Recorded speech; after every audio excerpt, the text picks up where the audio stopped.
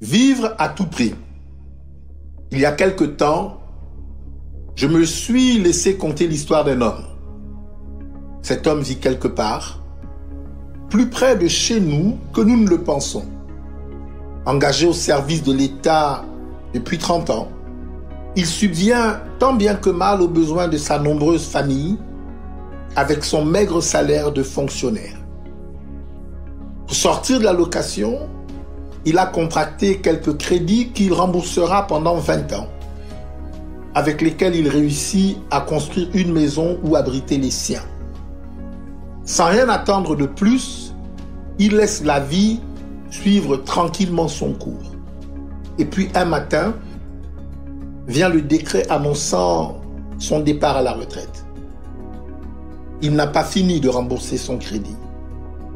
Son premier fils vient de gagner le baccalauréat. Il espérait tant pouvoir l'envoyer étudier à l'étranger.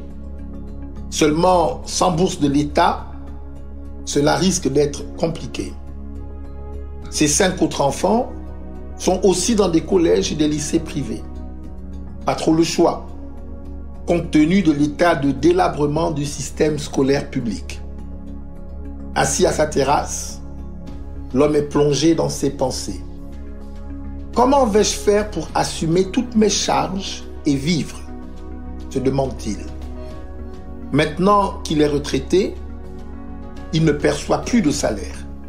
D'ailleurs, avec la lenteur de l'administration, il ne pourra commencer à toucher sa pension que dans quelques mois.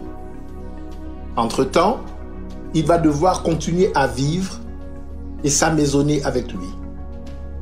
Espérant noyer ses problèmes, ce père de famille responsable va écumer les bars et boire jusqu'à ivresse, en se disant « je n'ai pas de choix ». De toutes les façons, le pays est foutu. Vient alors la question toute gabonaise que nous nous posons trop souvent. On va encore faire comment ? Cet homme, qu'on le veuille ou pas, c'est toi et moi. Il nous représente et il vous représente.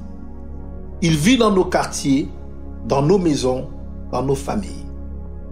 Cet homme est le type même du Gabonais lambda. Un citoyen fidèle qui doit, à la fin de son service au pays, faire face à l'ingratitude. Pour ces hommes et ces femmes, oubliés du système, je dis qu'il y a tellement à faire. L'État devrait apprendre à traiter avec la plus grande diligence ces fonctionnaires qui passent plus de la moitié de leur vie à le servir. Je me suis engagé pour le peuple gabonais en général et pour nos fonctionnaires en particulier. Pour eux aussi, je me battrai jusqu'au bout. Je suis Mike Joktan. Je suis résolument engagé pour la libération de mon pays, le Gabon. Que Dieu bénisse le Gabon.